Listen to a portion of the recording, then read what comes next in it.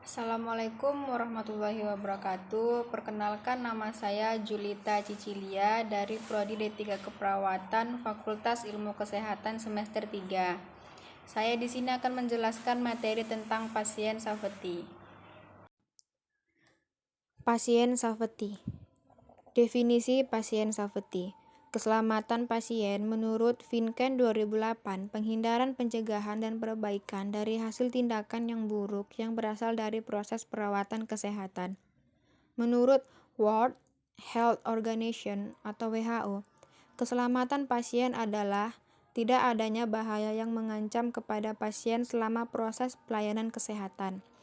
Berdasarkan Peraturan Menteri Kesehatan Nomor 11 Tahun 2017, keselamatan pasien adalah suatu sistem yang membuat asuhan pasien lebih aman, meliputi asesmen risiko, identifikasi dan pengelolaan risiko pasien, pelaporan dan analisis insiden, kemampuan belajar dari insiden dan tindak lanjutnya, serta implementasi solusi untuk meminimalkan timbulnya risiko dan mencegah terjadinya cedera yang disebabkan oleh kesalahan akibat melaksanakan suatu tindakan atau tidak mengambil tindakan yang seharusnya diambil. Penyelenggaraan keselamatan pasien di fasilitas pelayanan kesehatan di Indonesia.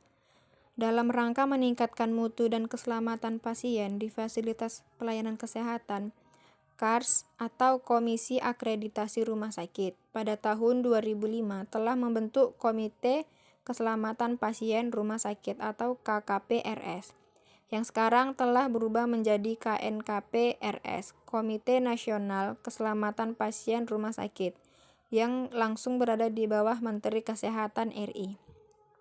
KNKPRS memiliki fungsi yaitu penyusunan standar dan pedoman keselamatan pasien, penyusunan dan pelaksanaan program keselamatan pasien, pengembangan dan pengelolaan sistem pelaporan insiden, analisis dan penyusunan rekomendasi keselamatan pasien, dan monitoring dan evaluasi pelaksanaan program keselamatan pasien.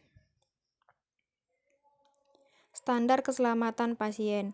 Hak pasien. Pasien dan keluarga mempunyai hak untuk mendapat informasi tentang rencana dan hasil pelayanan termasuk kemungkinan KTD. Pendidikan bagi pasien dan keluarga. Rumah sakit harus mendidik pasien dan keluarganya tentang kewajiban dan tanggung jawab pasien dalam asuhan pasien. Keselamatan pasien dalam kesinambungan pelayanan. Rumah sakit menjamin kesinambungan pelayanan dan menjamin koordinasi antar tenaga dan antar unit pelayanan. Penggunaan metode peningkatan kinerja untuk melakukan evaluasi dan peningkatan keselamatan pasien. Rumah sakit harus mendesain proses baru atau memperbaiki proses yang ada, memonitor dan mengevaluasi kinerja melalui pengumpulan data, menganalisis secara intensif KTD, dan melakukan perubahan untuk meningkatkan kinerja serta keselamatan pasien. Peran kepemimpinan dalam meningkatkan keselamatan pasien. Pendidikan bagi staf tentang keselamatan pasien. Komunikasi merupakan kunci bagi staf untuk mencapai keselamatan pasien. Sasaran keselamatan pasien. SKP 1. Mengidentifikasi pasien dengan benar. SKP 2. Meningkatkan komunikasi yang efektif. SKP 3. Meningkatkan keamanan obat-obatan yang harus diwaspadai. SKP 4. Memastikan lokasi pembedahan yang benar, proses yang benar, pembedahan pada pasien yang benar. SKP 5. Mengurangi risiko infeksi akibat perawatan kesehatan. SKP 6. Mengurangi risiko cedera pasien akibat terjatuh. 7. Langkah menuju keselamatan pasien. Pertama, membangun kesadaran akan nilai keselamatan pasien, ciptakan kepemimpinan dan budaya yang terbuka dan adil. Kedua, memimpin dan mendukung staf, bangun komitmen dan fokus yang kuat dan jelas tentang keselamatan pasien. Ketiga, mengintegrasikan aktivitas pengelolaan risiko. Kembangkan sistem dan proses pengelolaan risiko, serta lakukan identifikasi dan kajian hal yang potensial bermasalah. Keempat, mengembangkan sistem pelaporan. Pastikan staf agar dengan mudah dapat melaporkan kejadian atau insiden. Serta rumah sakit mengatur pelaporan kepada KKPR sekarang berubah menjadi KNKP. Yang kelima, melibatkan dan berkomunikasi dengan pasien. Kembangkan cara-cara komunikasi yang terbuka dengan pasien.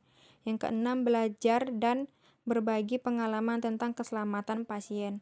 Dorong staf untuk melakukan analisis agar masalah untuk belajar bagaimana dan mengapa kejadian terjadi. Yang ketujuh, mencegah cedera melalui implementasi sistem keselamatan pasien. Gunakan informasi yang ada tentang kejadian atau masalah untuk melakukan perubahan sistem pelayanan. Pelaporan insiden keselamatan pasien.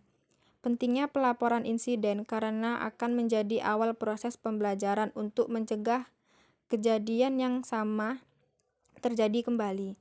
Data laporan IKP yang akurat sangat bermanfaat untuk menurunkan insiden dan meningkatkan mutu pelayanan dan keselamatan pasien. Dengan adanya data tersebut juga dapat digunakan untuk melakukan pemetaan keselamatan pasien sebagai dasar perbaikan sistem pelayanan yang berorientasi pada keselamatan pasien dan pencegahan terjadinya IKP berulang serta dapat digunakan oleh semua pihak sebagai pembelajaran dan tidak untuk menyalahkan orang atau non-blaming. Baiklah, hanya itu yang dapat saya jelaskan. Lebih dan kurangnya saya mohon maaf. Semoga bermanfaat. Assalamualaikum warahmatullahi wabarakatuh.